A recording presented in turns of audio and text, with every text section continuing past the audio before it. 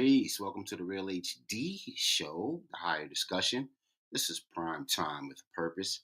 Don't get nervous. We're about to go below the epidermis. That means we get deep tonight. We want you guys to get deep with us as well. I'm your host, Vic. This is the higher discussion. That's what HD stands for.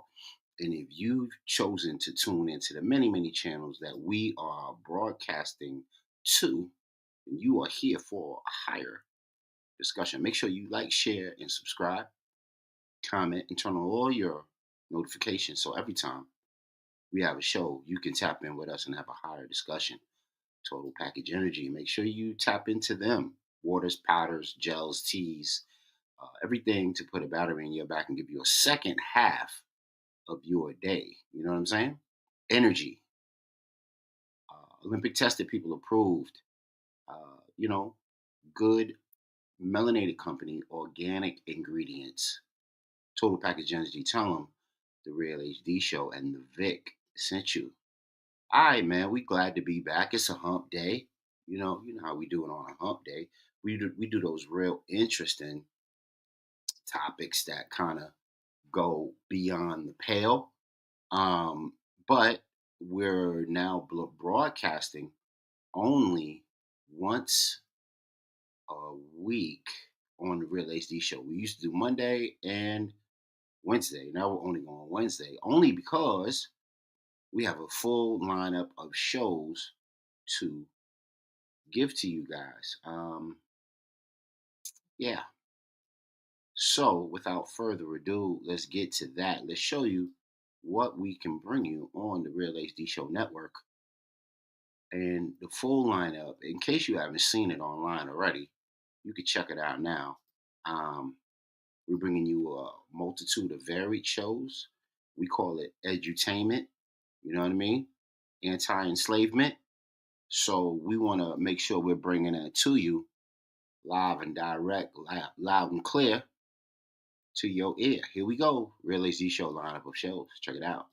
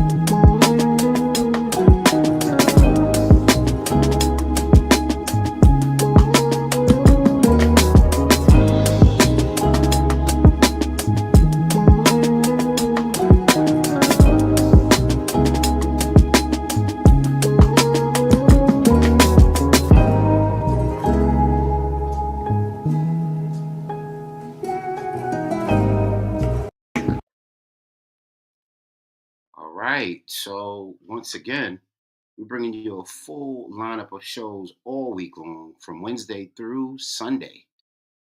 We will be going the Real HD shows on right now. All those two. That awareness so you can move fearless. So that's what was going on right this second. Then on tomorrow, we're going to have Broadcast Beats Anything Goes show. That's right.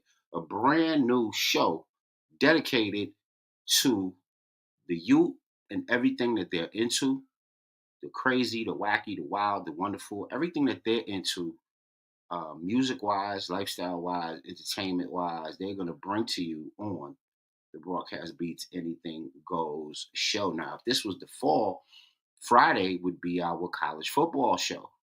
But of course, this isn't the fall, so that won't be on. But you can check out some of our old episodes of the Big House Breakdown, everything Michigan football and NCAA related. So check that out, NCAA football related. Okay, um, you guys can check that out. And also on Sunday, she is back. That's right, Sage Dragon is back. The Sage Dragon Book Club. That's right, it's coming on, and it's about life through literature and literature through life, every and all that in between. So make sure you check that out on Saturday. And then on Sunday, me and the fellas get together, we kick it, we go crazy with it. We talk everything NBA. We talk everything hoops.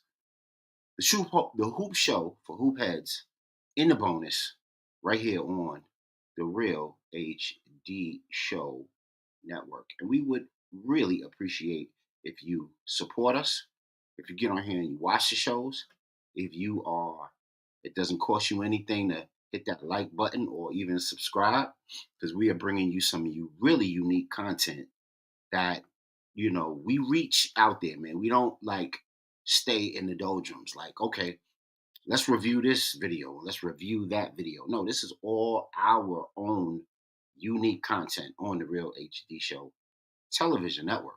So make sure you support, support, support. One way you can do that is Cash App, $ the Real HD Show. Cash App, $ the Real HD Show. The mini flex is 25. Mid flex is 50, and the max flex is 100. We will have to change that, but whatever you choose to do, we appreciate you right here on the Real HD Show. All right, y'all. So once again, we're back for more federal score. You know what I'm saying? We're gonna get right into our segments that matter because you matter right here on the Real HD Show. Let's jump into an AAT report, brother. Godspeed is already on, so I'm gonna rock out on the very first portion of the AAT report, and then I'll bring you the second portion of it. Afterwards, we will jump in with Big Bro Godspeed and everything he has on the other side. Let's get into it.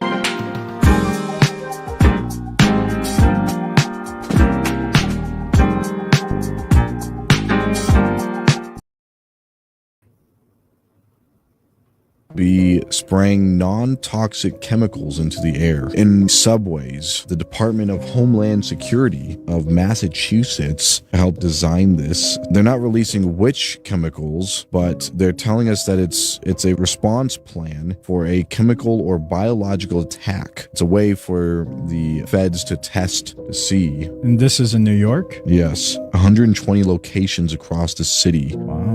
In the subways. Yeah. Now, most of the locations will be above ground. Some of them will be below ground. Wonder why they're isolating it to subways. In one news thing I was watching, they were saying that they've already been doing this for years, but they just didn't say anything. But they weren't spraying these specific non-toxic chemicals. They're spraying another one to neutralize all the toxins from the subways. So they've already been doing this, but now they're spraying new chemicals into the subway airs inside the cars to battle biochemical threats.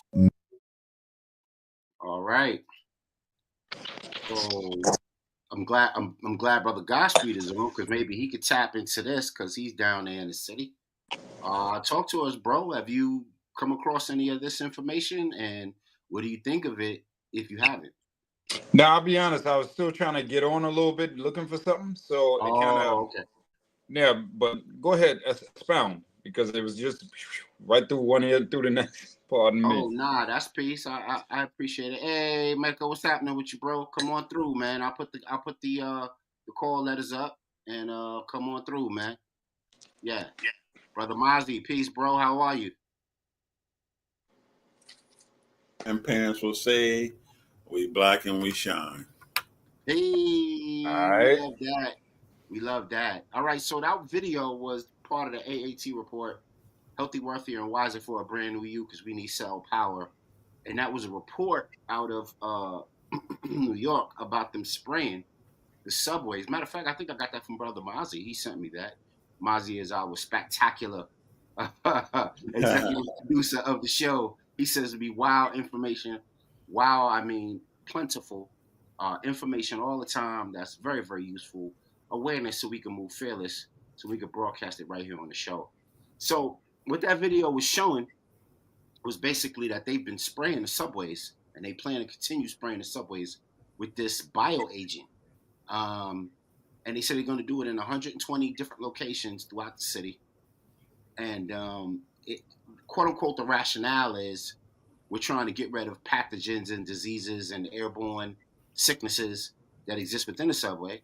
And that's right and exact. I'm sure there's 1,000 festering things down there. But then you also got to be leery because of the way these folks handle and purport themselves, what they actually are spraying on people.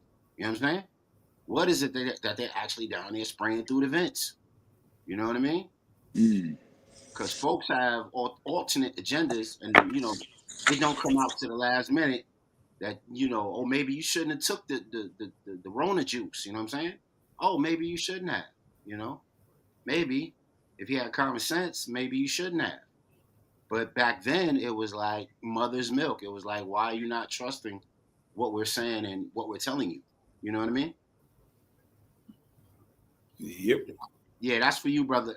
That's for you, Godspeed. Yeah. So, if you guys have any experience with this, if we got our big family in the city, New York City, that is. If y'all ever experience anything like this, or you'll walk by the subway grates, and then you'll see all type of green smoke and all type of Mm. suspicious vapors coming out of the city tunnels and sewer caps, and you got some experience with this, let us know. But what do you think of that, brother Godspeed, being that you're down there? And have you ever come across anybody spraying toxic chemicals in the I, subways and the yeah, trains? in my time traveling in the subway, I had never come across that. I've always had my issues with being on the subway, especially too often because look, I could have went down there and got a job down there, and I chose not to because Right, I felt like I didn't like the air down there. I just didn't like the idea of being in that environment all the time for me personally. You know what I mean? Air wise, breathing facts, wise, air quality, facts, oxygen. facts. But I got a lot of people that work down there, and I pray for them all the time to be Yeah, safe, and so forth. But what I will do, seeing how I got people down there, I'm gonna ask a few of them about this and see what they have to yeah, say, yeah, so they could give me a little more insight from their perspective, being down there all the time working. So I yeah, definitely, yeah. put the feelers out there. But my travels on the train, I've never come across that knowingly anyway.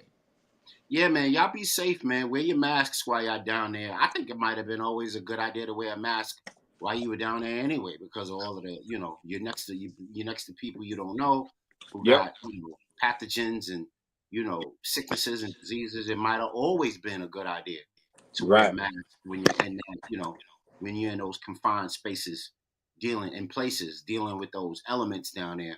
You know what I mean? Like you could be a billionaire, standing next to a bum. That's the 6 degrees of separation that go on in the New York City subway system. And Oh yeah. anybody in Chicago or my Chicago people, y'all have it the same way. So, let us know, Brother Mosley, your thoughts on this, if any. And if not, we shall move on. Keep it moving. No comment on that. I just always felt, especially growing up in Western New York, that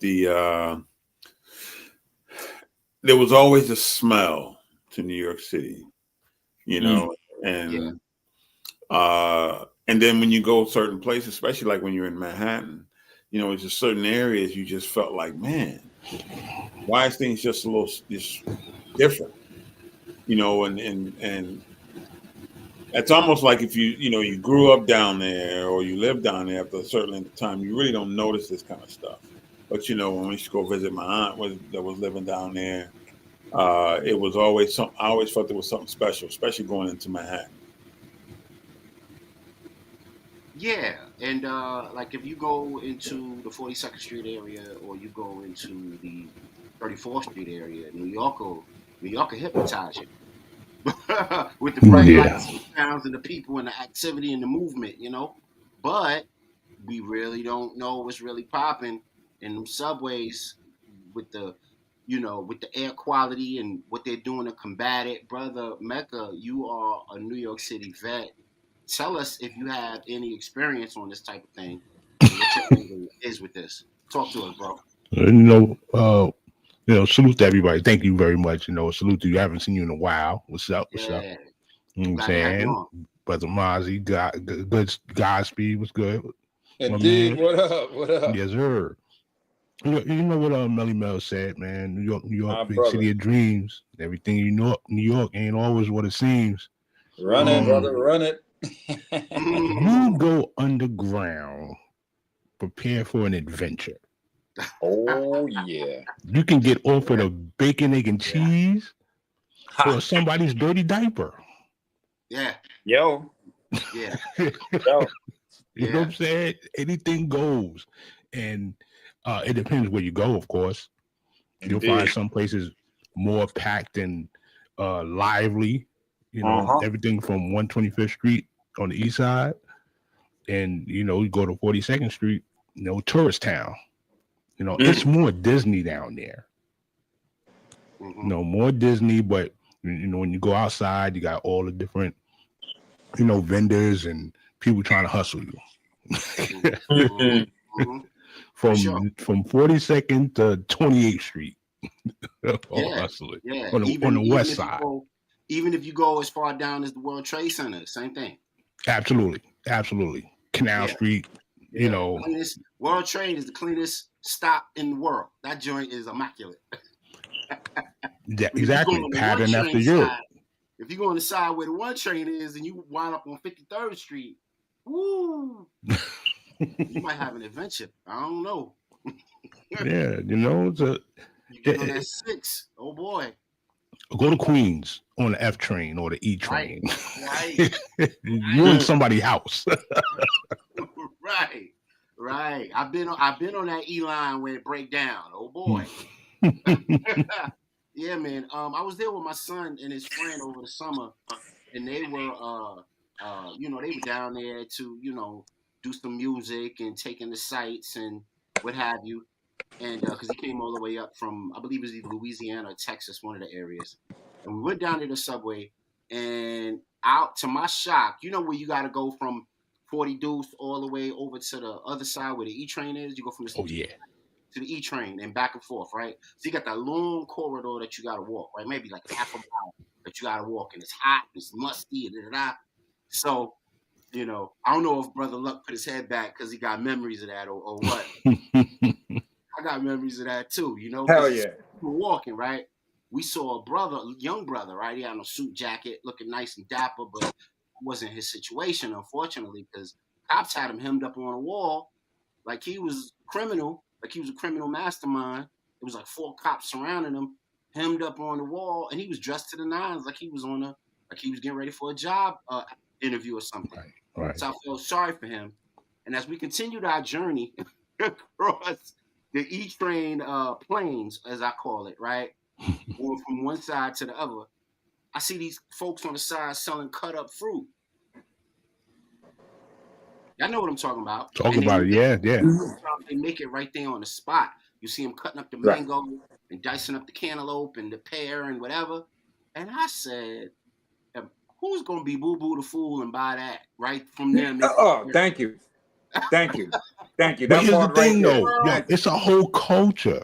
Right. Thank you. And they actually getting paper. Yeah. Getting They selling flowers. They selling fruit. They selling everything, man. What you need? They do the same thing. They do the same thing by the roadsides now. Same thing by the roadsides out here. Like if you going, like it could be anywhere. It could be Hillside Ave. They might be standing wherever the island is in the middle of the street, doing their little thing, coming off the Parkway by the 188 exit off of the Grand Central. Yes. They're gonna be there. Lady and her daughter always hustling some flowers or some fruit, and I'm just sitting there like, I will not be eating any of that. No disrespect. You know what I do? I just roll the window down and I say, look, here, have this $1. It's a donation. No problem. Oh, no. Save it for somebody else. It's cool. You could have this. You know? And it's a shame that they can't help them brothers and sisters, that Spanish speaking brothers and sisters, to transition into something a little more, you know, safer, a little more. Like you said, it's a culture. That's the entrepreneurial spirit at work.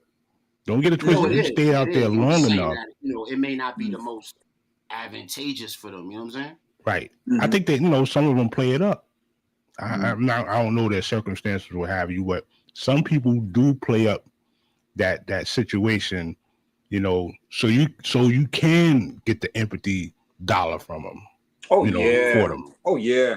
You're right. Yeah. Like those signs they make. Like the lady always make this sign, man, and the sign be like, it's just me and my daughter, this and that and this, and it's a sad story, B. Like, but I ain't gonna hold you up.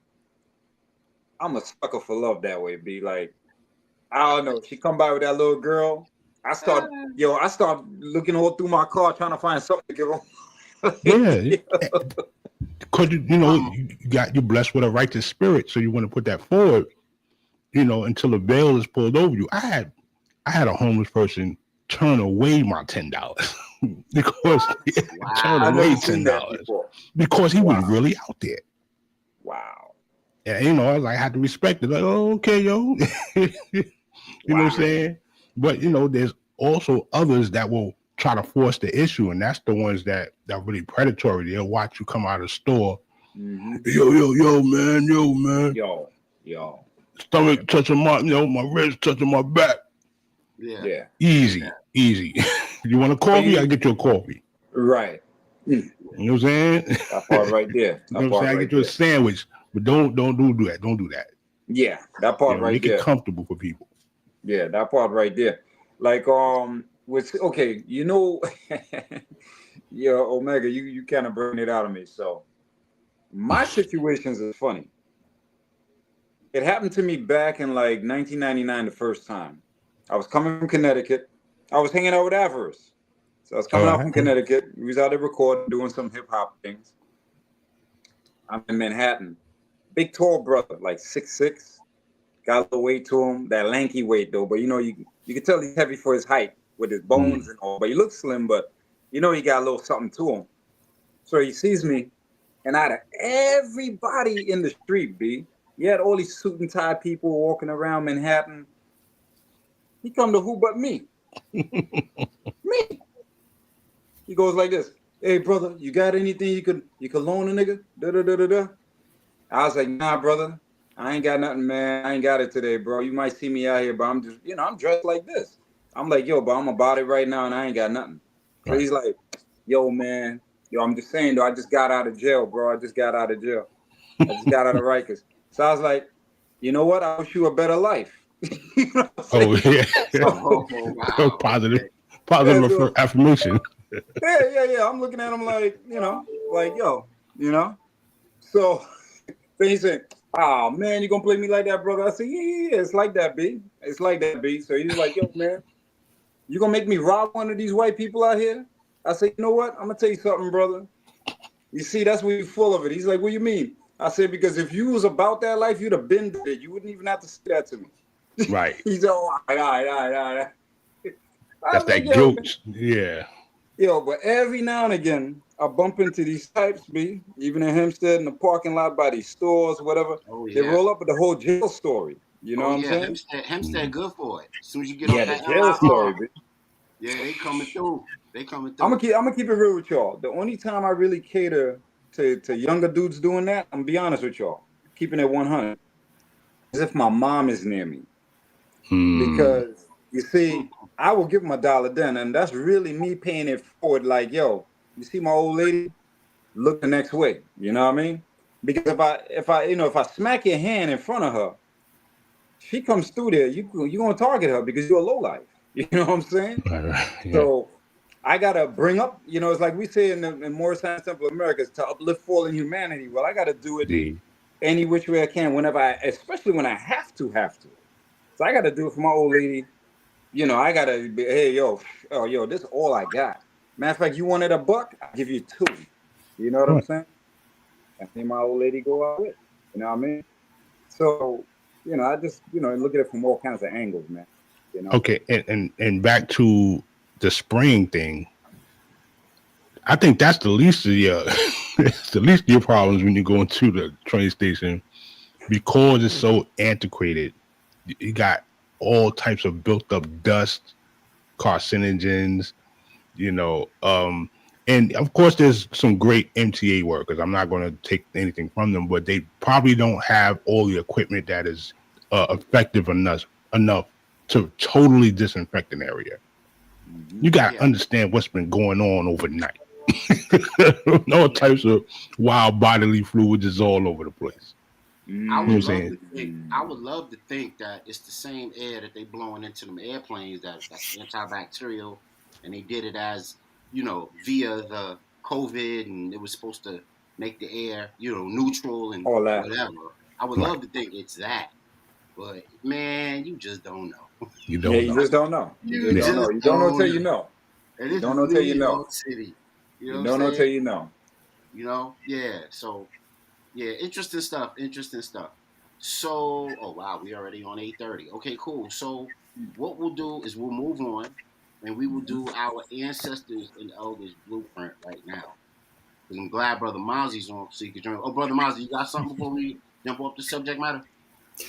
Nah, I just say people in New York City got good immune systems, man. They can handle anything, man. Yes, That's sir. The all. best in the world. I don't know if that's a compliment, say the truth. It Thank is, you. bro. It is, man. You know, that's why you don't find. That's why you find people, man. I've met folks who, you know, was born and raised in New York, man. You go to some of these places and they be like 95, man, still out there doing, you know, boots on the ground. And you'd be like, yo, where you from? Well, I used to live in New York for about 75 years. Between the public transportation and the body building up an immunity for a lot of folks, man. A lot of folks and a lot of Yes, stuff. sir. So, you know, if we're looking to see where our superhumans are in this country, people in New York City, man, they are superhuman. Wow. Man. Wow. Salute. That's Salute. interesting. So Appreciate that, though, man. Absolutely. hey, let's get into this elders and ancestors blueprint because we want to bid farewell to a really, really dope brother who's taking his ancestral ride home. You know what I mean? We want to wish him. We want to wish him rest in power, and that's none other than Dr. Jawanza Kunjufu. Yes, sir. Yeah. A mighty Yes, scholar sir. has passed, and we want to celebrate him on Elders and Ancestors Blueprint. Thank you, good brother. You beat me to it. So let's get into it right here. Real HD Show.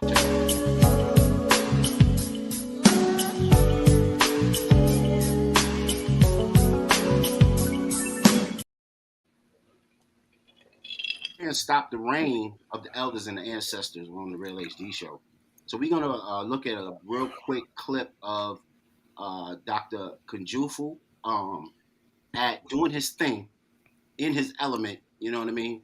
Rocking the mic, teaching and educating the people, and then we'll get into some of his wonderful, wonderful achievements on this planet and why he will be sorely missed in the amongst our community.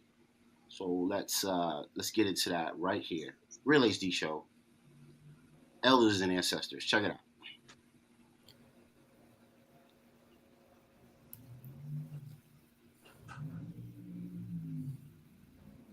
Boys is what happens early on. And one of our concerns is we have studies that document that black boys may be the best students in the country up until 4th grade. So the question is, what happens to black boys in the intermediate and upper grades to begin to create the kind of image that you're talking about when they become 18 years and older? I sincerely believe that only men can make boys men. Now, don't misquote me. I did not say that a single female parent cannot rear or educate her child, but she need not do that by herself. Because I understand we're on television time, it's time to make the point very clear. Where are black boys going to see black men? If you look at the home, 38% of all black children live in a single-run household. In terms of school, 83% of all elementary school teachers are women. 95% of all teacher aides are women. When you look at on television, you'd be hard-pressed to name 5 positive black men on television outside the news, especially if I excluded Bill Cosby. And then, unfortunately, many young people, men don't go to church. So the last place is the streets, and that's the problem. The streets do a very poor job making black men. I want to ask this group, how do you act white? See, there's a rumor going around Cincinnati. There's a rumor going around that when black youth are doing a good job in school, they get teased. When the brothers are doing a good job in school, they're called a chump or a nerd or a fag. And I've even heard in some cases that when black youth are doing a good job in school, you're acting white. Now that's deep. If being smart is acting white, what does being black mean? I now want to first of all ask this group, how do you act white? And then we'll go into how do you act black? How do you act white? Well, from my experience, a lot of people that I've talked to say that, you know, I may act white or whatever because of the way that I speak, because I don't use a lot of slang a lot of times unless I'm just joking around. And when I want to get something done or be assertive or serious, I speak, you know, proper English. or it might be the way that you act or the way that you carry yourself. A lot of So people, when you speak proper English, they say you're acting white? Think you know Black history? Think again. Unlock the untold stories and groundbreaking achievements that are not often taught in school with Black History Unlocked must-have digital PDF. Black history facts you probably did. All right. So If I don't may, if I may, if I may. hold on. Okay. Don't stuff. Make sure you go to Black History. Okay. If I may, I gotta do that. Yep. Thank you, bro. Please go to Black History Unlocked. Give them a like. Give them a subscribe. You're probably gonna find some information there that you never heard of, either if you are learned in the game of Black scholarship, African scholarship, diaspora scholarship. You're probably gonna see some stuff on there you never seen before. Learn something you haven't learned. Be a Taliba. Go to Black History Unlocked. Now, fellas, my great panel. I wish I had some sisters on here right now. But if y'all watching, please join or comment or leave it in the chat.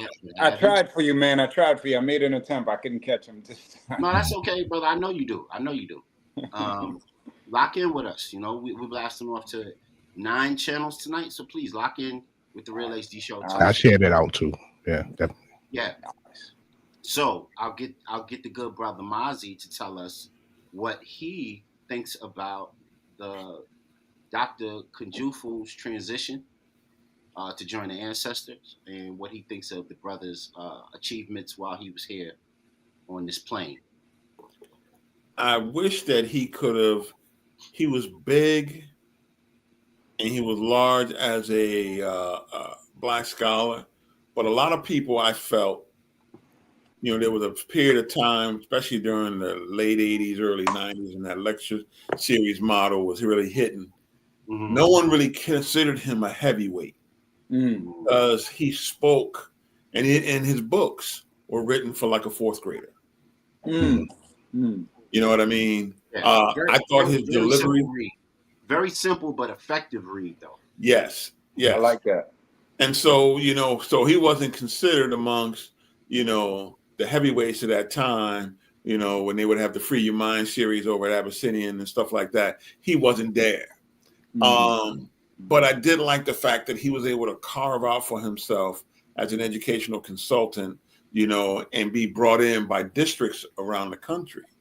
I thought the brother was brilliant, man. I had an opportunity to break bread with him before. I sensed a lot of frustration in him, of just like, maybe he just cared too much. Or maybe he was frustrated that he wasn't getting the kind of respect. But I think his readings and everything was spot on, man. And the way he broke it down, I think, is what we needed, because there were guys like us. We were all in college, and we thought we were intellectuals, and we were learning all this stuff, and we were seeing all these guys. So if they wasn't dropping it, you know what I mean? We were like, all right,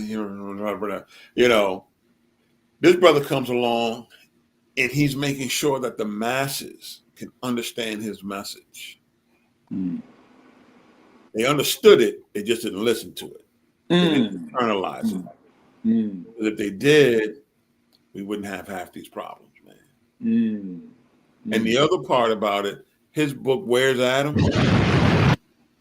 If pastors want to get men back in the church, they better read that book, man. Yeah.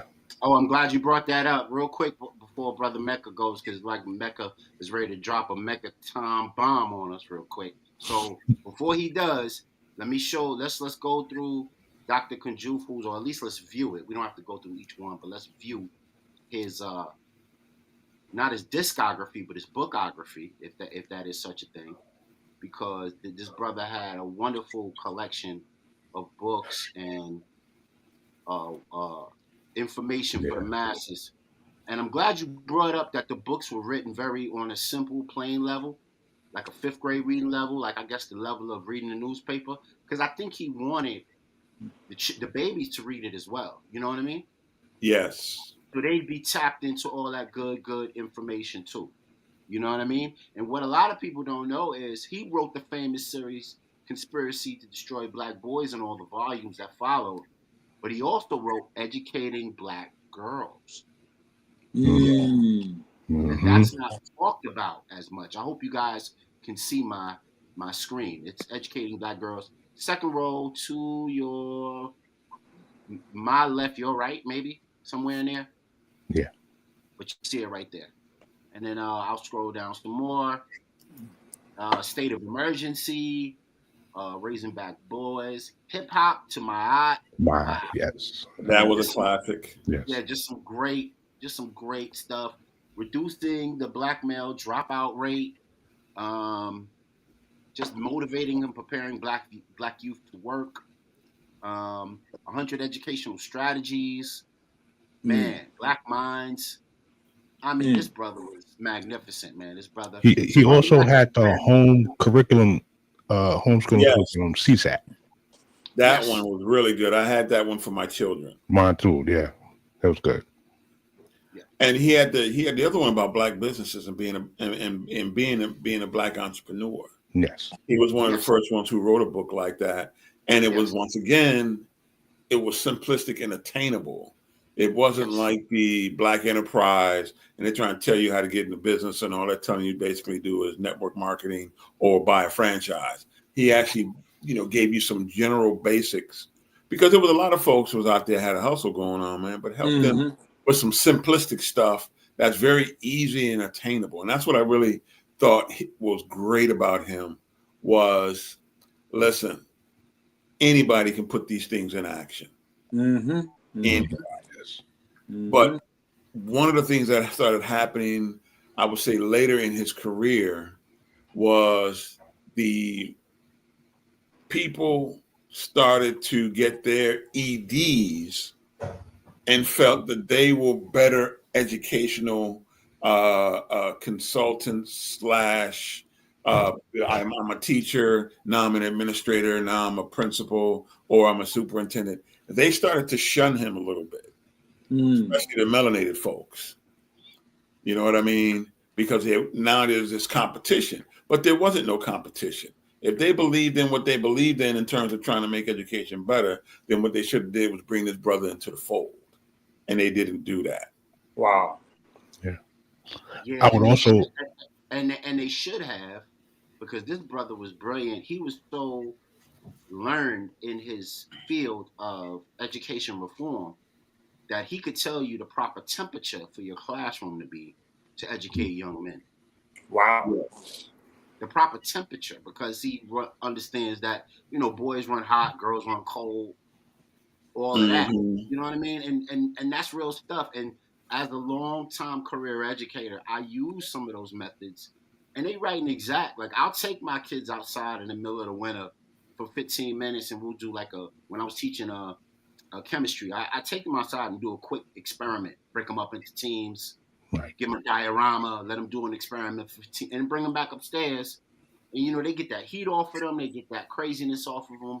They shake it off a little bit, and then they're able to come back in, focus a little more, get a little more, get their bearings a little more. And now they tapped in to what you're trying to present as an educator. So, that brother was dope. Go ahead, Brother Mike. I will also say, and Mozzie is 100% right. And when talking about how the circuit was running, John Henry Clark brought this up when he was alive. Like, people fell for the theatrics and this, go to church moment with certain people that were speaking, not disrespecting their credentials, but they just came to entertain rather than educate. And Dr. Kunjuvu was about statistics. I think he was the first one that was actually bringing some stats and full awareness to the percentages of how this stuff really is effective, how he's running it and what we're doing that's counterproductive. You know what I'm saying? So, and that's what people overlook. And he set the pace for Booker T. Coleman, Dr. Kaba Hiawatha, and and Dr. Umar when he first started. Yes. You know what I'm saying? I can see him set the pace for that. Yeah, absolutely. And you know who one of his biggest students was? Jeffrey Canada. The children's home in Harlem. Harlem, yeah. Yeah. Wow. That was one of his biggest students. Because Okay. if you listen to what Jeffrey Canada say, you're like, why does it sound so, you hear it and you be like, why does it sound so familiar, man? But then again, those who know, they know. So some of it will be, I've heard it here. But if you're a student of education and trying to, especially dealing with our people, you can't not study this man and the things that he said and the data he was throwing out there, the information he was throwing out there. And Canada definitely was one of those dudes, man, who took it to heart and was able to create what he created. Yes, Dope. So, the Kunjufu family and everybody that's in his network and his family and friends, we wish y'all, light for love and healing. Wish y'all the best. That brother will be missed. He won't be forgotten though. We'll bring him up on here as much as possible. As a matter of fact, there's a famous lecture of his where he has like this chalkboard in front of him and he's just getting busy. And I mean, by the time that lecture's over, that chalkboard is nice and dirty and erased in like 100 places. And so it wasn't like he didn't have the science of what he was saying. I love the fact that he broke it down so it was digestible to the people. And, you will be missed. Anybody got anything else on this before we move on? Yeah, I think that makes the most effective teacher when they can make it as practical and articulate it in the basic level. And you can understand it. It's palatable. You can take it all over the place. And like I said, make it easier for a sixth grader to understand it and be able to bring it out. You know what I'm saying? So that type of teaching, it's old school and it's traditional, but it's effective. And now, like I said, we got this entertainment style thing. We really put the cult of personality before the lesson. And that's how these guys been grifting for the longest. They come out with a fancy name, talk about the Queen Mother Shea Butter for a little bit, and then sell everybody out at the same time. Yes, crazy. Yes. You trying to say some of these guys are snake oil salesmen? Snake oil, olive oil, all types of oil.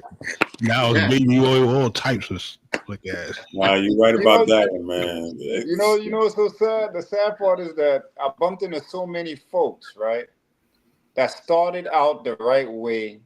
And I believe, because I'm not in their heads, I can't see what they're thinking. I believe they started off with the right intention. And then somewhere along the line, they said, you know what? I want to make a living out of this.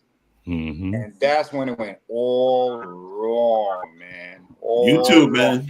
And mind you, I am not saying that it would be bad if they could make a living off of doing what they love. I'm not saying that. But when you do it and it injures others, socially and in law, that's a problem. That is something you could have avoided. You could have said, you know what? The stop sign is right there. Let me just stop right here. If all I could do is sell my books on the side, sell my shea butters, sell my recipes. Look, let me stop here. But when it's like, okay, we're trying to buy land together. I got this land program. And next thing you know, people are getting injured left and right. Losing thousands of dollars. Granddaddy IU talking about polite robbed me of $3,000 before he died. Goodness gracious. From Hempstead. Granddaddy IU from Hempstead. And I'm sitting there like, it didn't have to go that far. It didn't have to go that far. Well, all you had to do is just stay in a lane you started off in, bro, and you were helping people. You know what I'm saying?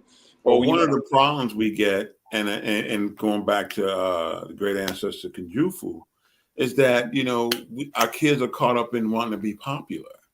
And it happens as an adult. We just want to be famous. Think about the brothers who used to be sitting on the sofa, nappy-headed, when YouTube first hit, and they want to talk about everything from the cosmos to esoteric African philosophy to the Illuminati to dissing our scholars and trying to start fights in the early days of YouTube. Yes. Where them brothers at now? I knew some of them. I know who you're talking about. I know some of them. You know. That's why I said sitting on the sofa with nappy head. You know what I'm saying? That part right there. Yeah. So, and it's sad because, if these brothers would have taken the lessons of Kunjufu and been a man, and not be a kid socially and psychosocially, they would have been able to actually offer something. And like you said, Godspeed, not harm people, man. Yeah. You can get out here, you can make your money, you can do your thing. But these brothers, man, were just putting out stuff, man. She was like, and I remember my nephews, when they started watching this stuff, and they said, what about this? What about that? And I'm like, man, listen, man, I always have to go through some damage control and debunking. And I don't want to do that to these brothers. I want them to believe in what brothers are putting out there. So I always had to say, listen, man, you're going to have to start learning how to do your own research. But you're talking to a guy who at the time, I'm in my 30s and 40s. And these kids they were young teenagers, and they're trying to understand. Yeah. They didn't put in, you got to put in the time. So to get where I'm at, it's just going to take time and a lot of reading, a lot of cross-referencing, and what I mean? So yeah. A lot of time in the library. There you go, man. A what? A what? A lot of borrowed books. I'm gonna tell you something that was real funny, man. A couple of years ago, I got one nephew. He always wants to come at me with some stuff. He knows everything. He at that stage where he think he big. I got this now, Unc. You can just go sit on the sideline. I'm like, nah, you ain't there yet, man. You ain't there yet. So I said, all right, I'm really about to blow his mind because I've been trying to explain some different things to him. I gave him one of the scrolls, man. So I had to give him some Imam Isa. I forget what scroll it was I gave him, man. Blew his mind. He would not give me back, and not the big one. That's when he used to, he used to have the little, 4-inch little books where you can get them for about $2 from the brothers. Right. Blew him away, man. Right. He came to me and he was just so confused, and he wouldn't give up the book, and he wouldn't discuss it with me. I'm like, what's the matter? He's like, man, you just be giving me some stuff, man. Where all this stuff be coming from? I said, see, back in our day, the way what you're learning by some of these dudes on YouTube, this is stuff that I had to read and figure out what was legit, what wasn't legit. And I didn't do that by just listening to that or reading that. I had to then do other readings. I said, so you getting caught up into the cult of personality. So now around amongst your boys, you famous and you're popular, but that ain't moving you forward to where you got to go. And that brings it back to Kunjufu. Another thing that he talked about, man, is, when you're the man in front of your people, that's cool. But what you doing out here in this world? Right. Don't seek to be popular. All right, well, we building, so let's really get into it, man. Let's have a higher discussion about this. This wasn't what I planned, but let's rock out anyway, right? we on the street corner, right over left, you know what I'm saying? Let's get it. So here's the cipher, so check it out. I know the brothers that's in front of me right now on the screen, or nothing to Brother Mozzie, but everybody on the screen right now knows about the conscious community battles that was going on in New York City. Yes. And you remember how Sarnetta, everybody knows who Sarnetta is, right? He had that little TV channel. Yeah. And he used to broadcast these videos where it started off as debates, where you would just debate scholarly stuff. Yeah. And then it turns into full-on battles. Yeah. And then it turns into full-on street fights. Yeah. Yeah. And then it turned into full-on pimping the people with conscious information. I'm laughing because I was in the background. That was like my B-more years, Luck. That's when I was in B-more, I know. The little stint I was in B-more. And I was like, yo, do I have to come back up there and spank some ass? Like, what am I looking at? Like, Wayne Brady got a choker. And that's exactly what I was talking about. You know what I'm saying? Like, what am I looking at? Brother Polite and the Hebrew Israelites and all these people? Yeah. Brother Mecca, tell me, man. Talk to us about it. I know you know. I look, and when I participate with Sonetta for years, even the DVD stages with Brother Big Man and stuff like that, that's how far back I go. Right? I always say he's an institution of getting to the next plane of Wherever you want to go, he's a repository of great information, DVDs out the wazoo. Him, Transatlantic Productions, a few others. Brother Chris Spawn from with Black 365 from Sinetta. I remember him first selling his stuff out in Brooklyn over there in front of the Galleria, Albee Square. And, you know, what he saw was a pot of gold with changing Black intelligentsia, bringing the older group to the forefront, giving a lane for the young people to come through, because a lot of those prodigies didn't have a lane to come through. They had their, you know, their little channels or whatever, but they didn't have a specific platform. So he galvanized them. Boom. It's the power source right here. Right. That was good. Like Godspeed said earlier, they start out with those good intentions, but it's the fame and then the money. Yeah. You see what can actually happen when you got vendors coming out, you know what I'm saying, getting bread, you getting 50 at the door. You know what I'm saying? People are craving the information, craving the networking experience and stuff like that. You know, if you go to like the African Day thing that they have in the park, you talking about the BAM Street Festival? Right. If you go there, it's just so electric. Yeah. You know, you want to be a part of it. You know what I'm saying? So you get that in a lecture format, and you got opposing sides of a topic that you're really involved in.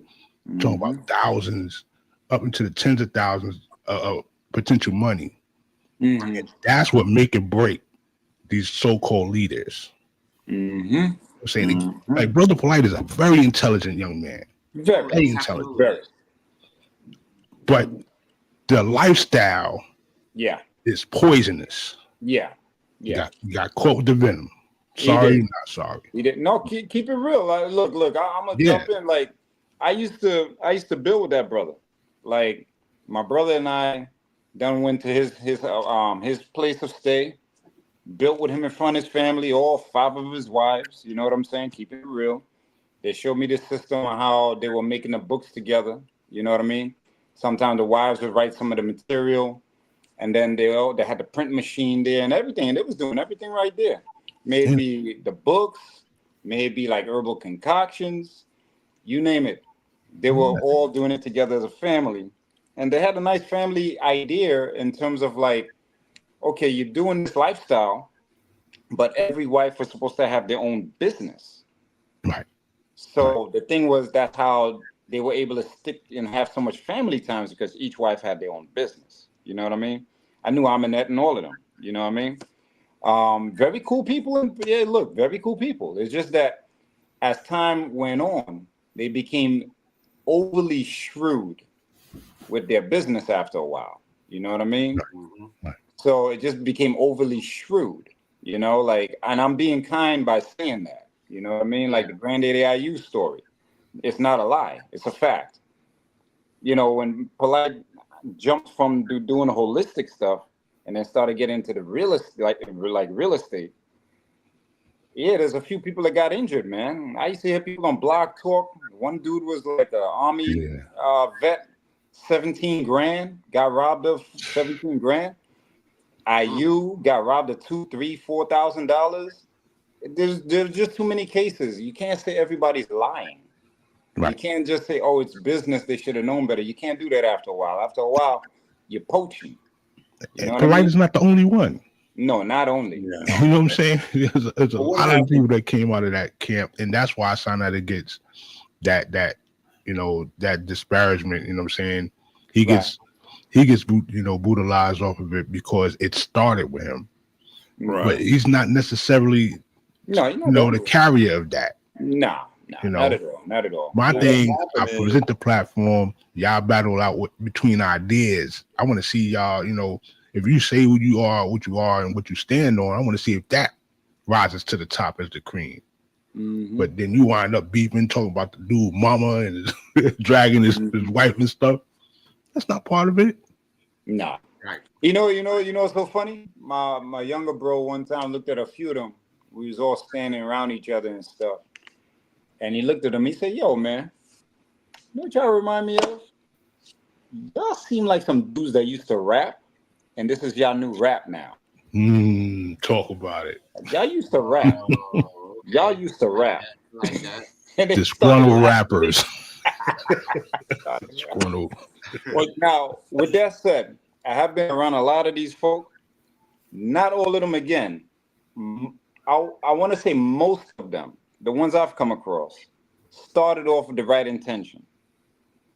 And then along the way, they lose it because they don't know how to stay within that original like vibration when it's time to pay the rent. They just don't know how. It's hard. You know what I'm saying? Yeah. And you have some who really did some good stuff for people now, you know, and they might have injured a few people moving forward. But even when they're injuring certain people, like in business, they were helping them on the holistic side sometimes. You know what I mean? So you have an oxymoron going on sometimes, you know? And then you got some that were just plain robbing. So you got those two, you know? You had two things going on. Brothers became famous. Yeah. And that's a powerful drug, man. We got to understand that. When you get that notoriety and that popularity, and it's tough, man. And for them, as you mentioned, Mecca, the money started coming. You put those two together and somebody else steps on the scene, and that could jeopardize that. Because then not only did these guys create what they had, they then started creating, it was almost like the MC Hammer effect. There were a lot of people they were feeding. And then also, they just had it turned into a big production. And you don't want nobody to disrupt that. You don't want nobody to affect that. So a lot of these guys found themselves then, the only way to maintain that is not by putting on a better show. It's let me now, in order to elevate, let me step on you. Right. So that's what you had started happening. Yeah. You know, the social convention at the time was, you know, especially in the macro space, it was like the Phil Donahue, Oprah Winfrey, Geraldo Rivera. You go on their show with a book, and your book was about helping the people, you know, and you happen to be of another, you know, ethnotype. Your joint blew up.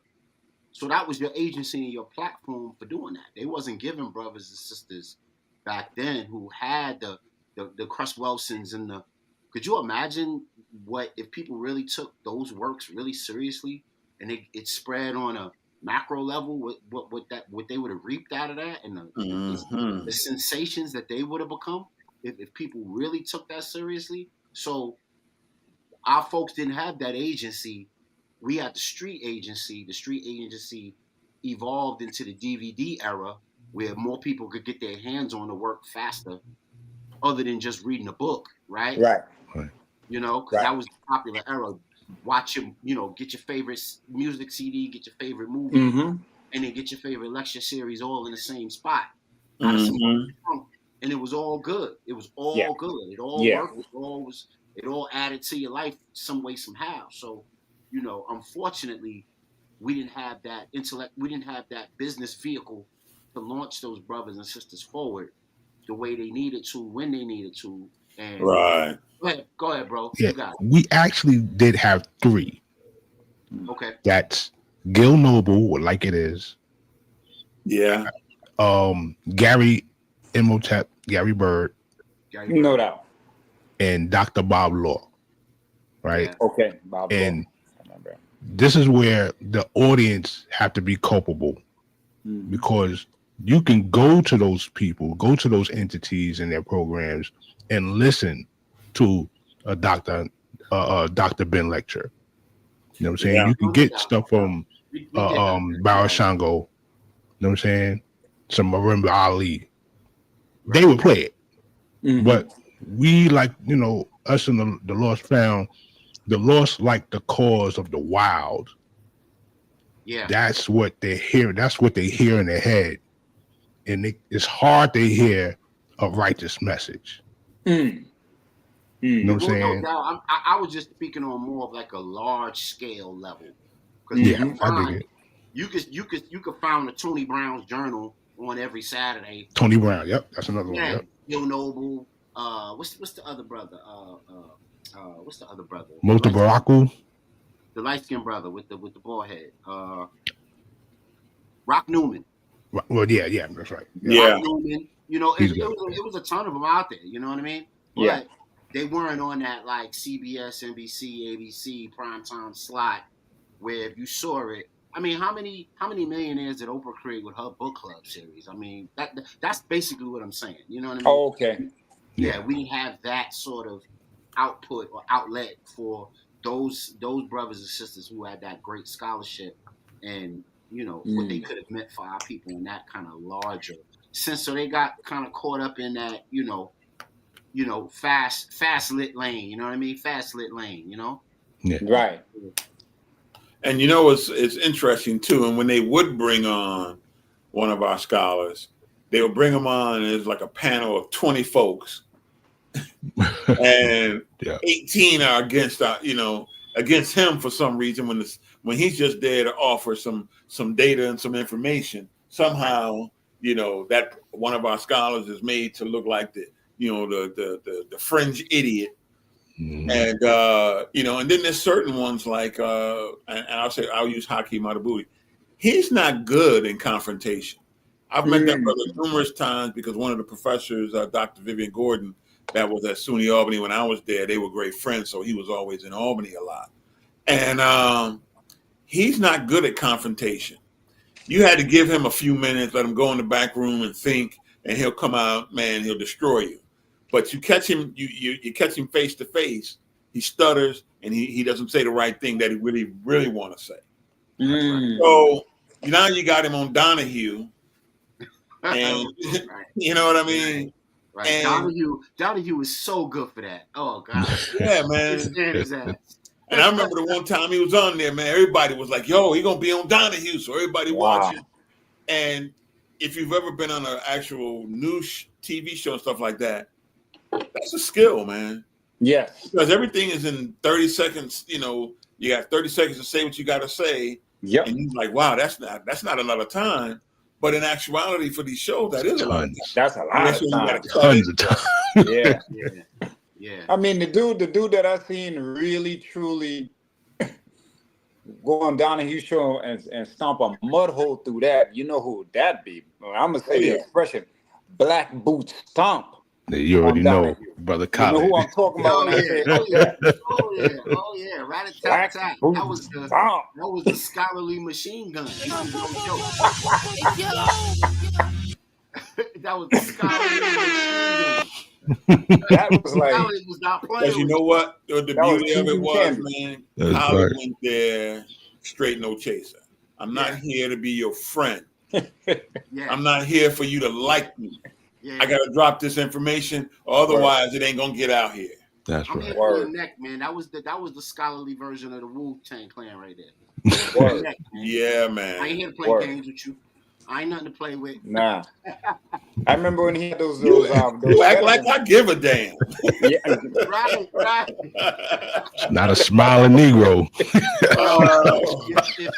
If you younger than 30, if you younger than 35, do yourself a favor and watch some old Khalid Muhammad videos. Oh, I think Dr. Umar is challenging. Yeah. And now listen, Sinetta is cut from that. He's cut from that. He's a lieutenant around that. So he knows what's up. You know what I'm saying? But he knows also plays the game. Right now it's a battle rap. 30-second. People's attention spans are down to 30 seconds. Yeah, man. I'm like, come on. You gotta do everything within the TikTok reel. Yeah. I was gonna bring that up earlier. Great point. I was gonna bring that up when you talked about learning lessons. 30 seconds, 2 minutes, or it ain't good. Nobody paying attention to you. But that'll tell you that folks ain't trying to digest anything, get knowledge man understanding on the subject matter. They're trying to just get a quick hit, short-term reward, dopamine hit. I'm moving on. You know what I mean? Yeah. Mm-hmm. Yeah. But we spent mad time on this, man, and what I'll do, brother Godspeed, is I will put the LBN Qua story on broadcast beats tomorrow. Oh, okay. I'll put that on our in the street segment on Broadcast Beats. We'll get to Okay. his joint tomorrow because that's a heater. And I love the 2 clips you sent me on his freestyle. The Yeah. brother, Yeah. he reminded me of a young Pac in a way. Yes, Now I that's see the what you're soul. saying. Now I see what you're saying because now that I saw some of his freestyles, or some of his freestyles remind me of a young Pac. He was special. How much passion he put into his stuff. Special. Yeah. Special. Yeah, real dope dude. Real dope dude. So if you Sad, don't know man. who Real LP sad. is, go check him out. He was a Philly MC. He called himself the voice of the people, conscious Yeah. MC. Real dope. The streets respected him. Everybody respected him, from the Hollywood entertainment types all the way down to the thugs in the street. Unfortunately, he got locked up for some jewelry, and he's no longer with us. But go check him out. I just want to get to some of the things that we came here for tonight, and some of these things are pivotal, and I gotta get this information out tonight. So I'll give you brothers the good choice of deciding where we're gonna go with this, man. We going China guns, black slums. We going cops. We going cops, AI spying on black people. We going CIA and black masks, or we going Rochester Housing Authority and the Elder Living Shuffle. What say you, brothers? What would y'all like to tap into first? Oh man, it's a lot right there.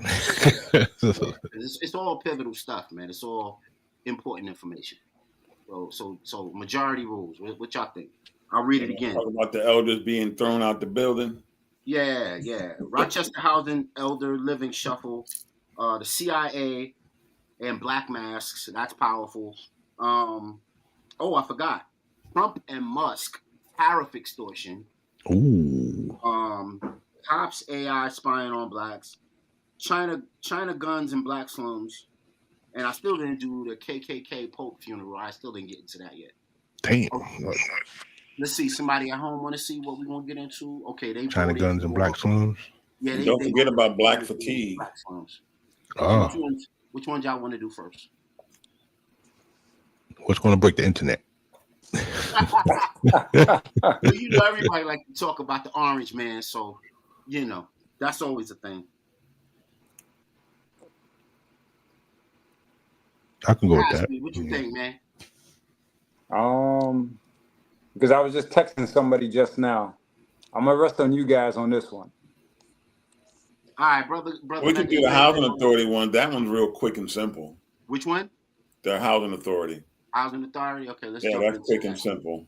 All right, let's jump into that. Okay, quick. So this might be a little hard to see, so you might have to enlarge your screen, but I'll read it. It says, "This isn't true. They indeed are being moved. They chose not to call it an eviction. Well, that's on them. We are there this afternoon and witnessed it at firsthand. The DOH is reassigning folks to different supportive housing sites. Folks are being placed into vans and whisked off. We stopped the woman from being sent off and told her she need not move until we can get answers from the state. Don't let the false information stop us from advocating for our seniors and our disabled. They need us now more than ever." Truly heartbreaking. I called the State Department and requesting a freeze on this emergency move until we get answers, a solution, and a commitment that this does not need to happen. A full investigation needed here. Rochester Housing Authority, residents of Hudson Towers. Now, the reason why that's powerful is because this could happen anywhere at any time to anybody. And our elders are like easy pickings because of the impoverishment and the indigent nature by which they live. They depend on their Social Security. They may even depend on some benefits. And when they get under these governmental programs, they're easy prey for whatever redistricting, rehousing, reassigning, redlining, whatever it is. And like all elders, they may have medical conditions, lifestyle, habits, and things that they are used to that keep them healthy, that keep them vibrant. And if you move them, now you're putting them in situations and locales that may injure their long-term care and their long-term vitality. And this is way past bedtime for us to be bigger advocates for our elders, so we don't see them slumped over in somebody's rotten nursing home, that they actually have a quality of life as they're getting older. I got an older parent, grandparents, older aunts and uncles, and I don't want to see them ending up like that. I know everybody here does. So what say you, gentlemen? What say you, brilliant people, about the way that they gamble with our elders, man, in their indigent states that they're in? In regards to this story. I'm gonna make this quick, and we can move on. Yes, sir. I used to be the assistant director of IT for the Housing Authority. Oh, let's talk then. Let's go. One, the Housing Authority has a contract with an organization called Family Services of Rochester. It is an organization that provides nurses and caseworkers to help and watch over the elderly. In Hudson Ridge Tower, there were about 12 people. In Danforth, there was somewhere around 20 people. So it wasn't a wholesale moving out of people out of these buildings. These are, especially Hudson Ridge Towers, was very big. It was like 500 units in the place or something like that. Something crazy. It's real big. What this is an indictment of all the people who are now running and scrambling to solve the problem when they should have been on top of the problem in the beginning. Wow. Family Services has a contract with the Rochester Housing Authority to provide some units. Family Services ran into some financial trouble, a lot of federal money being cut and things of that nature. But it didn't just happen overnight. They owe them close to $1 million in rent, subsidized rent. So the question is, who was on the board at the Housing Authority that allowed for this to take place? Because their board somewhat as an advisory board, and they have more say on what goes on. They've been getting bad information from the director of the Housing Authority. The other thing is you have people who are on the board who look like us of Family Services. Where were they when they knew that these monies weren't being paid? And where was Family Services altogether? And where were our politicians? This board at the Housing Authority, 4 individuals are placed on the board of directors from the city. And then the other positions are placed, a couple of people that are in public housing, and then some other people throughout the community. Why did these people just sit there and let this happen? That's the important piece, because, and if you look at that same one that you was posted up there, I commented on that because you got some of our people in our community like Howard, and I'll say the name. Everyone's running around. These people are crooks. They stole the money. I asked them, give me the names, because you can't keep just saying these people are crooks. We need to know who the crooks are and show us how they stole the money so it could never happen again. Nobody has that information. It is typical of what's happening to our people because we hire people who we like and not people who get the job done. And we vote for people who we think is cool that maybe down the road may give us a little, throw us a little, some little, dust off the side. And we don't vote for people who come in with real answers to solve things. This is, once again, Black people, Black and brown people, Black and Hispanics in Rochester in particular, who are in these political positions, that sit on these boards, that work in these organizations. They all will sleep at the helm and they don't do their job. And this is what happens when that takes place. And they misrepresent information when it comes out. They were just moving them out of Housing Authority. They were moving them into other facilities.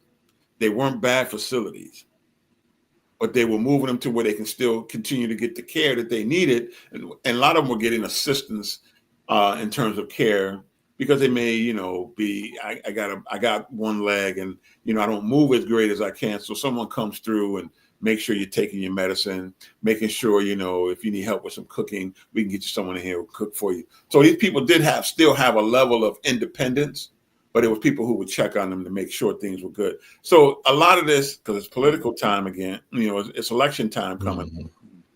They're misrepresenting the story, and they should be ashamed of themselves. And we as a people got to stop being lazy intellectually. And we have to stop being lazy in general and get involved and ask the tough question. I don't give a shit that you on the board. A lot of our people sit on boards and we do nothing but talk about how we on the board. We want to get the free dinner or the free food every time they had a board meeting. You know, we want to show up at the gala. We want to make sure we at the ribbon cutting, but we don't do no real work.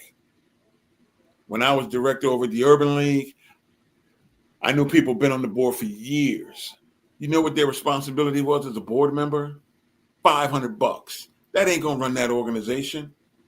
If you want to be on the board of Big Brothers Big Sisters, they tell you, well, you're responsible for 5 G's. And these are the type of things that we have to start getting involved. When we're involved, we have to kick it up a notch, man.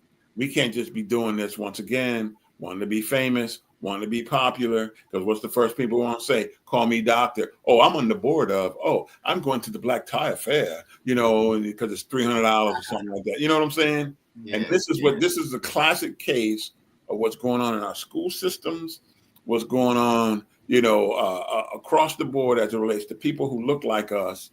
We got too many of us who are just there for the ride, there for the popularity. As Dr. Claude Anderson used to say, ego tripping and popularizing their name. That's it. Yeah. And this is the result. Well, I used to work for ABC, and I used to teach the kindergarten kids there. And we used to have to do home visits, and I used to have to go to Hudson Towers and go into the you know, the apartments, and they couldn't really get those apartments if they didn't have like a combination of things. If you weren't like poor enough or indigent enough, or you got in there through a senior, and now you were living with them as an add-on or whatever the case may be, and I had to go in there to make sure that the apartments were, you know, they had the right electricity, heat, food, whatever, and report back. You know, what do they call it? They call it a mandated reporter. I was a mandated reporter for federal, you know, for the federal government, because that's how we got the money to. So you was a federal snitch? No. Nah. Wow, you wildin'. Nah. I just had to throw this out there, man. You know. Pull the Scooby-Doo mask off for that one. That wasn't me. Shaggy wasn't me. But I tell you one thing it did do though is it taught me, it gave me an understanding of, you know, how people put pain where it ain't, how people get it where they can get it out the mud, how they feel living domiciles. You know, you might have a grandmother in one towers, I mean the one on Seneca, living with like their daughter, their granddaughter, their grandson, and you know, their sons and daughters. You know, you got 2 generations living in one apartment. You know what I'm saying? 4 or 5 people, all under the grandmother's designation. You know what I'm saying? Yeah. Mm-hmm. So it was just you know, and it showed me how desperate people were for living, and then I learned that there's, you know, all of these, you know, what do you call that? Racial covenants around Monroe County, preventing people from getting adequate housing. Mm-hmm. And then I got to see my people with three generations in one apartment. You know, a 1-bedroom house with 3 generations living in it. It works for other groups, though. No, I'm not saying it's not factual, but it's a you get an eye opener of how the actual logistics of how, you know, all that aid, all that non-for-profit aid actually works. You know what I'm saying? Right. And I think the difference is too, other groups do it because it's something that they want to do to create for themselves. There you go. And unfortunately for us, we're doing it because we're still in survival mode. Yeah, man. What y'all want to get into next, man? We got a couple minutes left. Y'all want to get into CIA and Black Masks? Y'all want to get into China Guns, Black Slums? Let's go China Guns, Black Slums. Yeah, I want to see what's up with that. Yes, sir. Because that I was supposed to do that a while back, and I didn't do it. A couple weeks ago, I had that on tap, and then way leads into way, and it doesn't get done. We start having really interesting conversations like we're having tonight, and then we don't ever get to it in the way that we should. Where's my so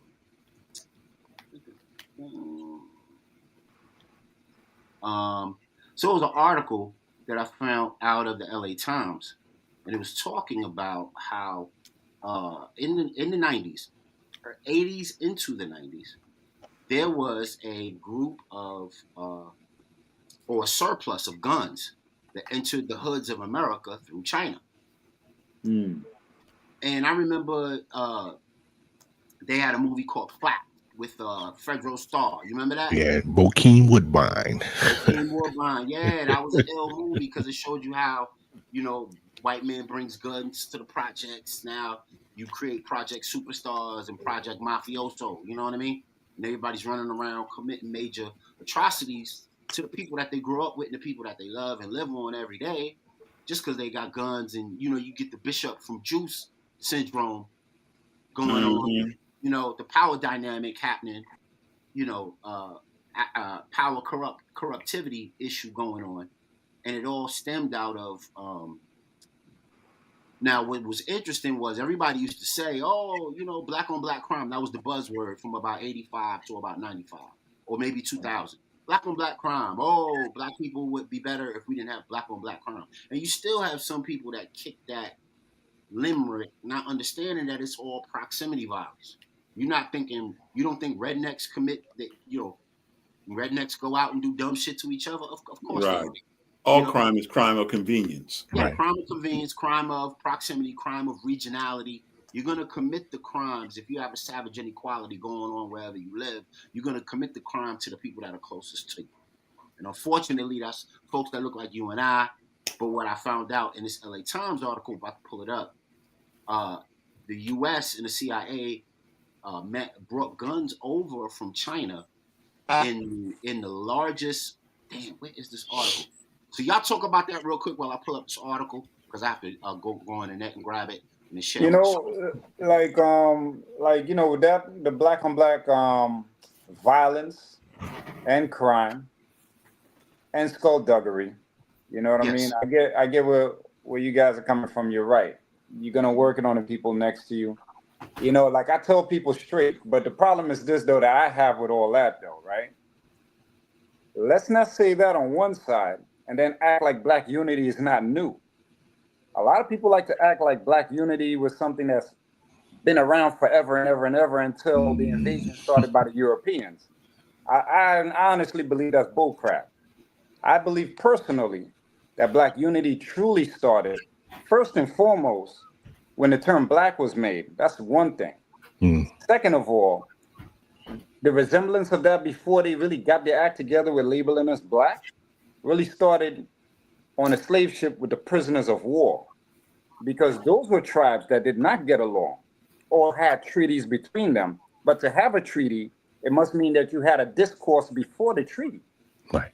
So you have people that didn't really mix like that unless they were mixing with a purpose. But now they're caught up as prisoners of war, unfortunately. That's where that unity started. So for me, it's like, let's talk about it all. You know what I'm saying? Let's talk about the white cop on black person crime, so-called black person crime. Let's talk about the black cop on black so-called, person crime. Let's talk about how new this unity really is. You know what I'm saying? Because, when you look back in the 60s, from the little bit of reading I was able to do about the 60s as a kid coming up to now, that was happening because we were in such a pressured situation. You know what I mean? But when we misperceived that the pressure was taken off, it's right back to the regular schedule program. We're going at each other again. Yeah, that's because there's agents among. That's one. There's agents among, and then there's agencies that are involved with making that distorted look for each group. You know what I'm saying? Yeah. So, of course, you got the grand deceiver always at work. You know what I'm saying? And then you got people that are paid the money we was talking about before to actually infiltrate and dilute a message and embellish another person's message and mix and mingle and put one side or the other. And that's why this time right now with Ibrahim Traore is very important, to show an example of exactly what got Patrice Lumumba assassinated and Thomas Sankara. And you see it live now the witness testimony, especially when this man said, "Yo, they tried to pay me $5 million to get him right." You know what I'm saying? And the mission was bigger than the message, and the mission was bigger than what they tried to do. He said, "No, I ain't gonna do it." And the way that he said they wanted to do it was while he was praying. You know what I'm saying? Same way they got Fred Hampton. You know what I'm saying? On the low, when all your defenses are down, this is the person that you trust. You know what I'm saying? So it now we're starting to really see what the unity is about. It's not about that cult of personality living. It's the bigger message behind it. Like, this guy's actually supplying stuff for his people and spreading a message across the world, not just to his small area. True.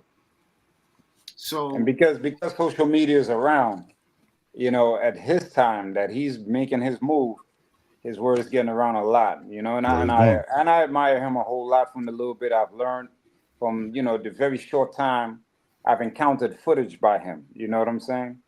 You know, like, I get a little frustrated because I just feel like sometimes, you know, I just look at a lot of our media, you know what I mean? And I find like our media, as in, you know, generally speaking, not us here, but our media in general, like to focus on one or two things instead of loaning an eye on other things as well.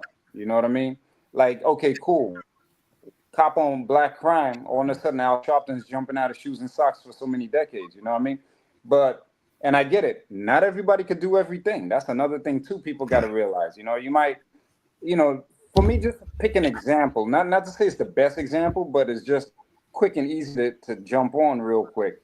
Like, even with the Black Lives Matter, their forte, for with all criticisms and whatever corruption or non-corruption, whatever, right? Whatever that is, right? Their forte is cop on black crime. You know what I mean? Al Sharpton's forte was cop on black crime. Everybody and their mother's forte was cop on black crime. Nobody ever dealt with black on black murder, black on black crime. Not on a popular scale, very grassroots down low. You know what I mean? But the ones that are mid card to top card never took it on. And I'll be honest with y'all. Let me, go ahead. brother Gospel. I'll let you continue. Let me get into this real quick. Oh yeah, go ahead.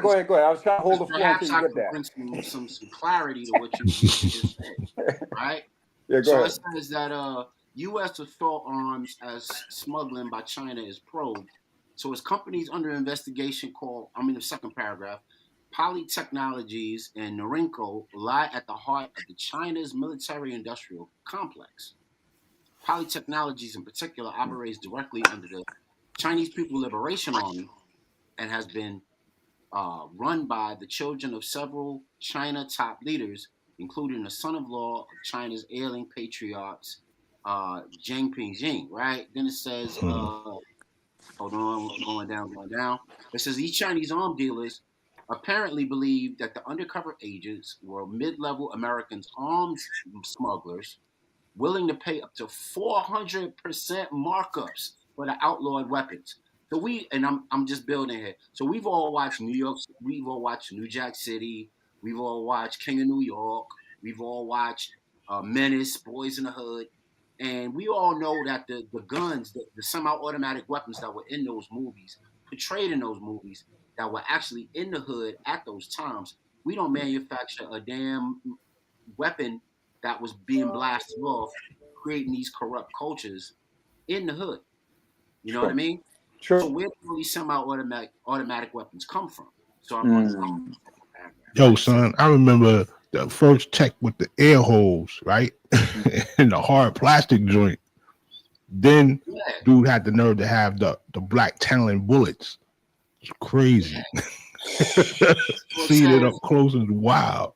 So it's the Chinese dealers believe that the illegal weapons were going to be used by violent American gangs. I'll read it again. Mid-level arms smugglers were willing to pay up to 400% markups for the outlawed weapons. These dealers believe that the illegal weapons were going to be used by violent American gangs. About 2,000 fully automatic AK-47 weapons from China were brought into the U.S. through the port of Oakland. Mm-hmm. March 18th, this was written in 1993. The undercover agents were said to have paid as much as $500,000 for firearms. That's crazy. And what's the Oakland? What is Oakland the headquarters of? Black Panther. Black Panther. Yeah, it's the largest. It's the largest seizure of fully automatic weapons in U.S. history. One federal custom officials said. A complaint filed in San Fran charges 2 Chinese companies and 8 individuals with the smuggling and conspiracy to smuggle illegal firearms into the country. International firearms tangentially involved Asian countries as well. The Chinese arms smugglers suggested that the illegal arms were to be brought into the U.S. under the pretense that they would be routed through the country to other nations, or that would they be labeled as originating from Cambodia, Thailand, and North Korea, official says.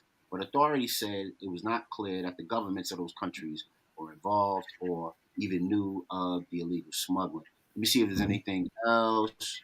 Polytechnic, American feelings.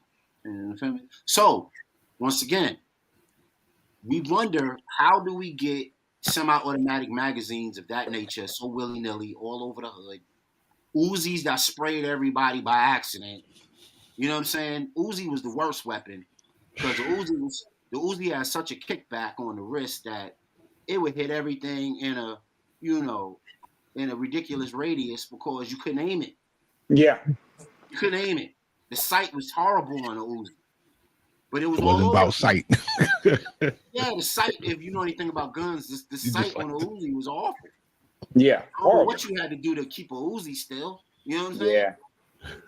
And then you got AK-47s in the street. I mean, man, come on. Like, and then you got all these people all the way across the board from all so-called races watching these Rambo movies thinking they could hold one of those with one arm. Right.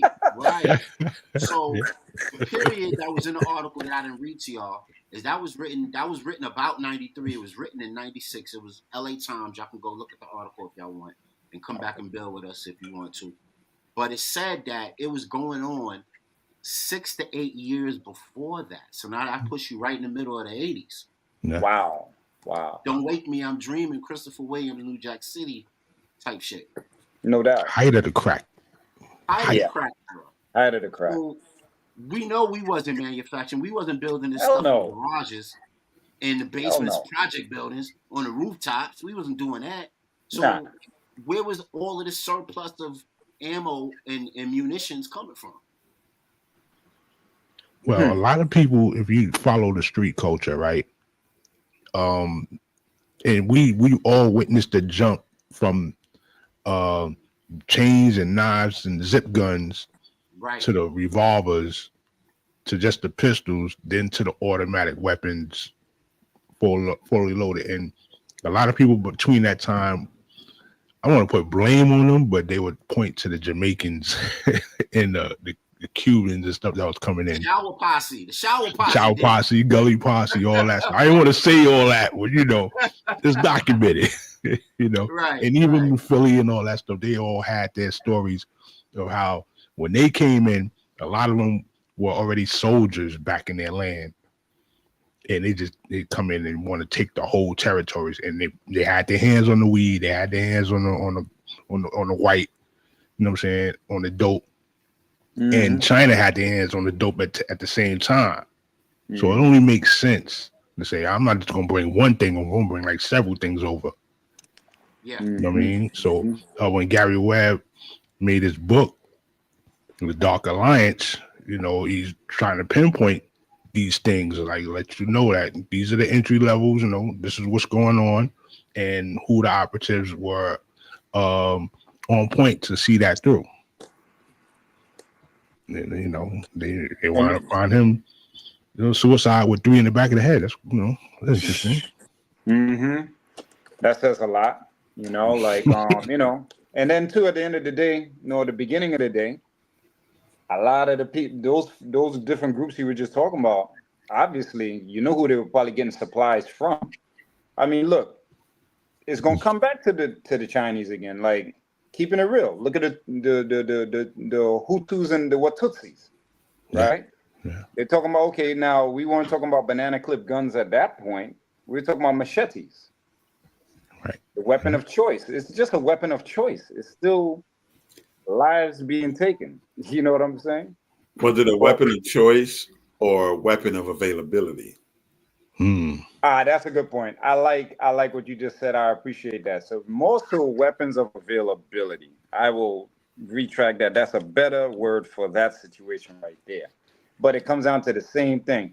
It's just it's all butter knife, right?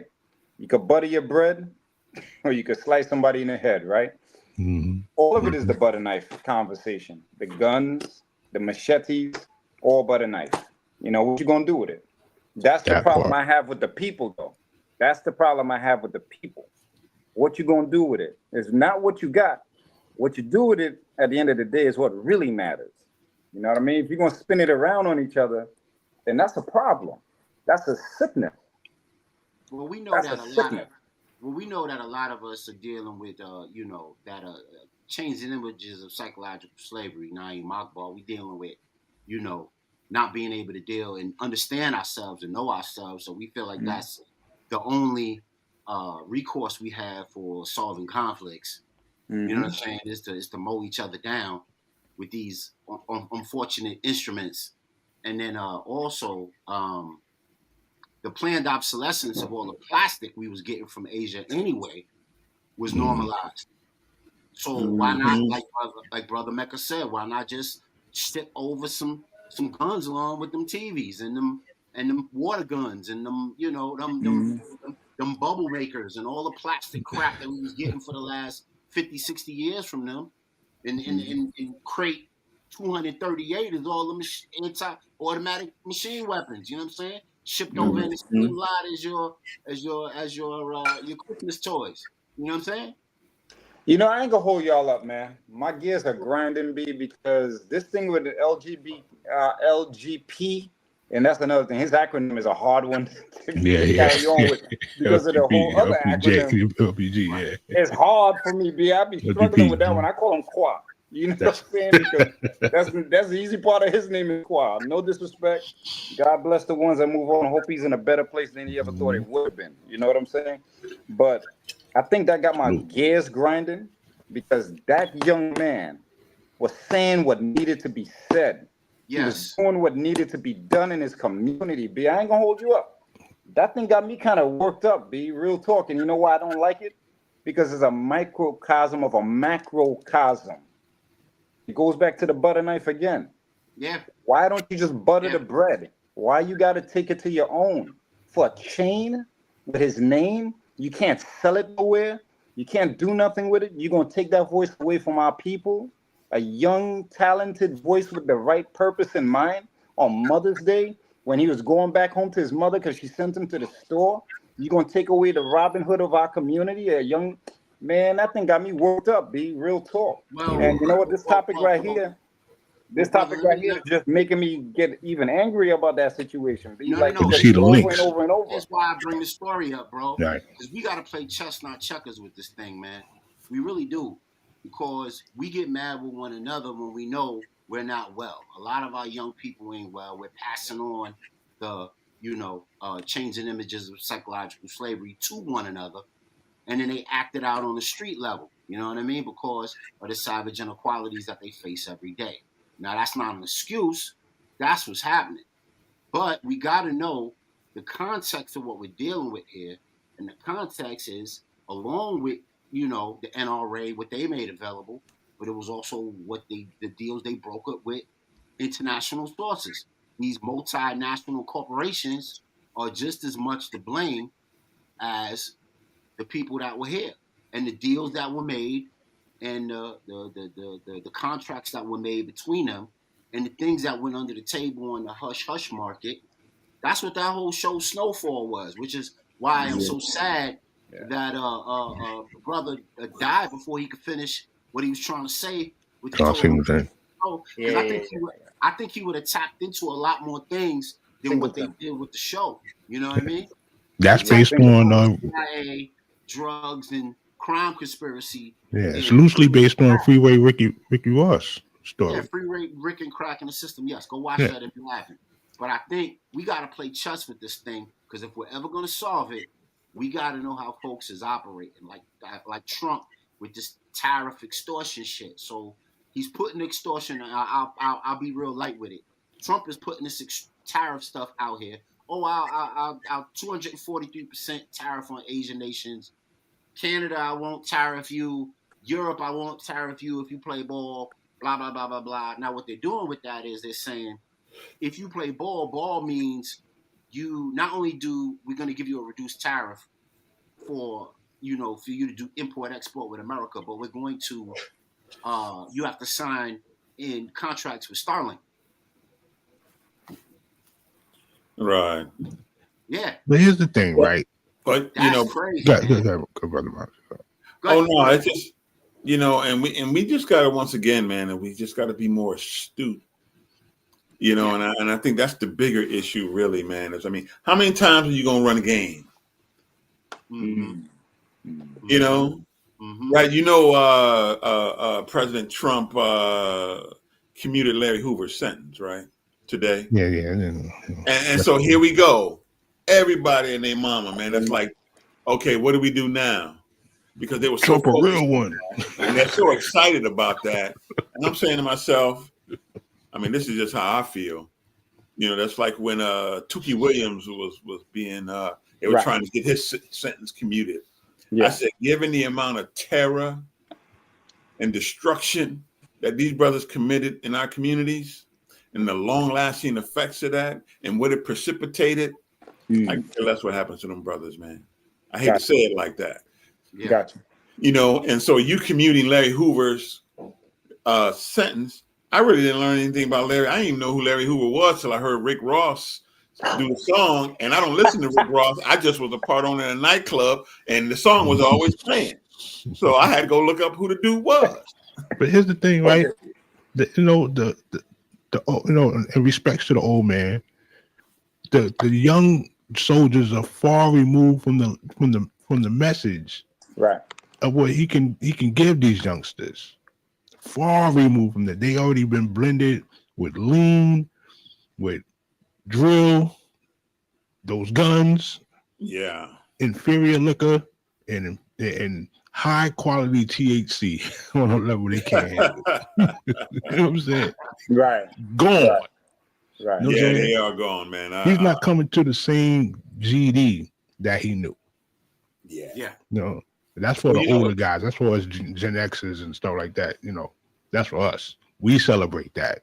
Yeah. But America has always been ATF. America is a gang called ATF. Yes, sir. Built on it. This is the bloodline. About that. Politics is the whole game. That's the game that you see, but it's built on the things you don't see. Yeah, I was going to get into the five kind of monopoly families in America. The Tishes, the Mercers. Yeah. Not just the Rockefellers and the Rothschilds. These are names that we don't know about. Cargills and all that. Powers, The Cargills, man. Yeah, the Waltons, all them jokers. You know what I'm saying? And the cartels that they are, and what they put out there for Americans to consume. That's just straight poison and trash, and it led us to being consumer addictive. You know what I mean? We're consumer addicted. You know what I mean? Based on like I said, the planned obsolescence of a lot of the things that they were selling to people. But go ahead, Brother Mazi. I mean to cut you off. Oh, no, I was just going to say, on the whole guns thing, I don't remember if you guys ever watched the show The Chi, the first couple episodes. I saw the first couple. When the brother went and they had to connect with the police department and someone else up in government.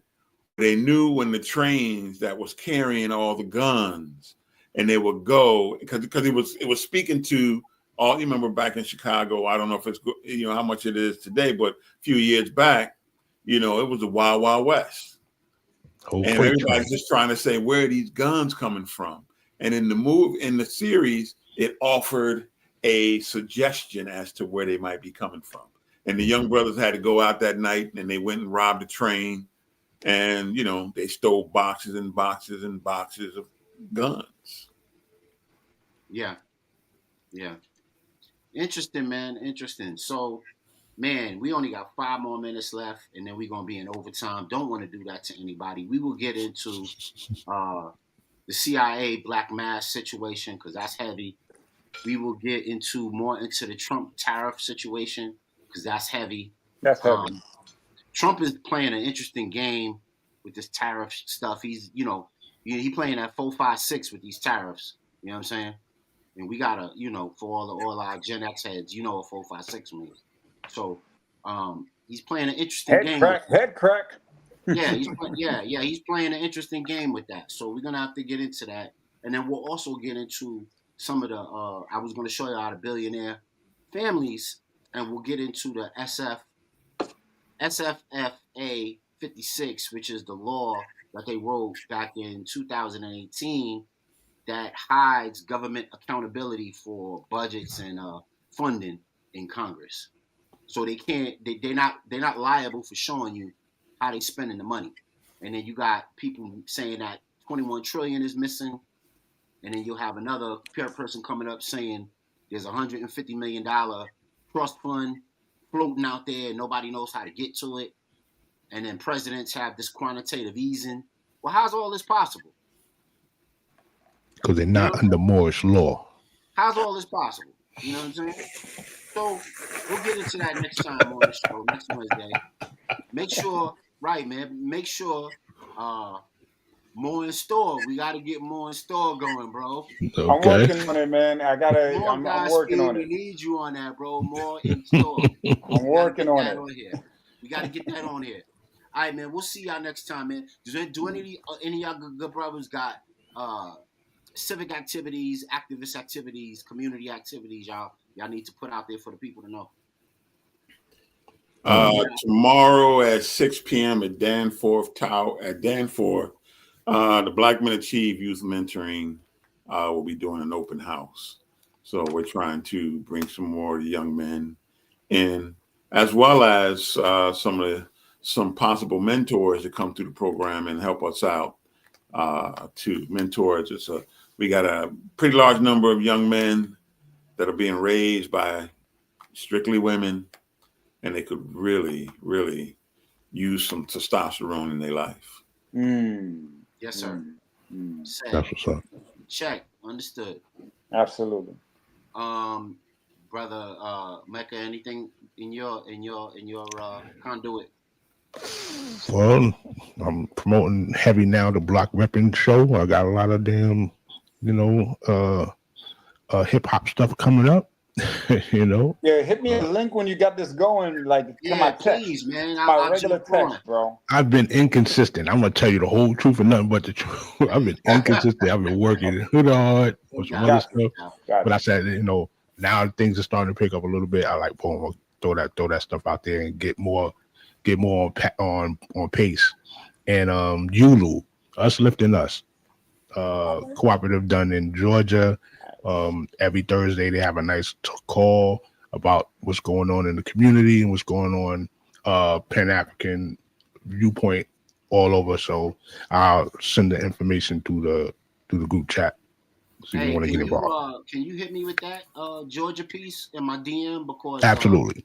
I got hella cousins in Georgia right now, man, and I would really, and they got kids, and I would really love to get them involved with some community work. That's what's up. Yeah, man. Yeah, and on your hip hop endeavors, throw some info at me. May have some young talent around the area. Oh, dope. All right, yeah. Right now we helping out Reef Hustle from the Bronx, TBM. Dope. Yeah, he was with Fred the Godson and Big Pun. He got his new product coming out. You know what I'm saying? So fire. Dope stuff. Brother Mozzie, if they serious and they got music out and it's mixed and mastered and all of that, we'll give them an interview on Broadcast Beats. Hit me up. I'll do that. That's what's up. Yes, sir. All right, man. So for my esteemed panel, that always comes through and shines like they do. Thank you, brothers, for coming on and spending your time with us. And for everybody that watched the show, thank you as well. Couldn't be what we do without you. Please like, share, subscribe, comment, turn on all your notifications so that every time we have a Real HD show, you can tap in and have a higher discussion with us. I'm going to say peace and walk with power. Make sure y'all love on each other, man. Peace and love. Yeah, please All do right, that. fellas. Peace.